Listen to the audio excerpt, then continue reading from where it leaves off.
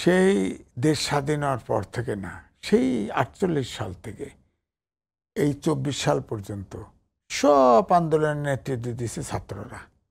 আপনি কি বলতে পারেন কোন আন্দোলনের নেতারা এত বিতর্কিত হয়েছে? এখনো রিমান্ডে আছে চাঁদাবাজির জন্য ছাত্ররা।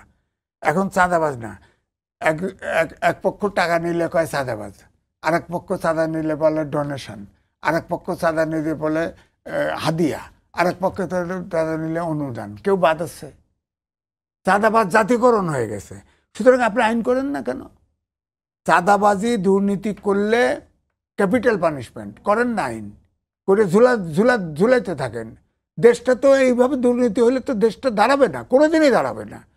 আপনি রাজনীতিক চাইবেন, আপনি বলেন তো দেখি। আমি একটা উদাহরণ দিই। আপনি এই যে চিটাগাঙে গেল, গিয়া সালাউদ্দিন সাহেব সম্পর্কে অনেক মন্তব্য করেছে। তারা বিএনপির ভারপ্রাপ্ত চেয়ারম্যান তারেক রহমান সম্পর্কেও মন্তব্য করেছে। গতকালকে বোধহয় লুৎফুজ্জামান বাবরকে নিয়ে মন্তব্য করেছে। আপনি বলেন তো, পলিটিক্সকে পলিটিক্স দিয়ে মোকাবেলা করেন। আপনারা কারা? ব্যক্তিগত সমালোচনা করেন। ব্যক্তিগত সমালোচনা ব্যক্তির ফ্যান আছে না, তারা ধাওয়া দিবে। আপনারা শোনেন, আপনারা দেখেন নাই পাকিস্তান আমলে 48 সালে কোনোভাবেই এনএসএফ এর, আইয়ুব খানের এনএসএফ এর বিরুদ্ধে আন্দোলন জানায়। তারা এত দমন পীড়ন করতো, কোনোভাবেই পারা যাচ্ছে। সবার হাতে অস্ত্র ছিল। হ্যাঁ, অস্ত্র ছিল, এবং যার ফলে কোনোভাবেই আন্দোলন দাঁড় করা যাচ্ছে না। তখন ওই যে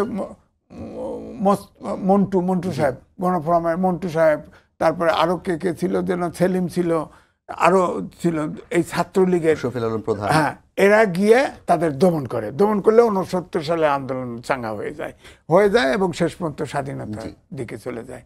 তো এরা তো এই পর্যায়ে ছোটখাটো এনএসএফ হয়ে গেছে। তো যেটা বলতেছে যে মব সন্ত্রাস, আপনি বলেন তো দেখি।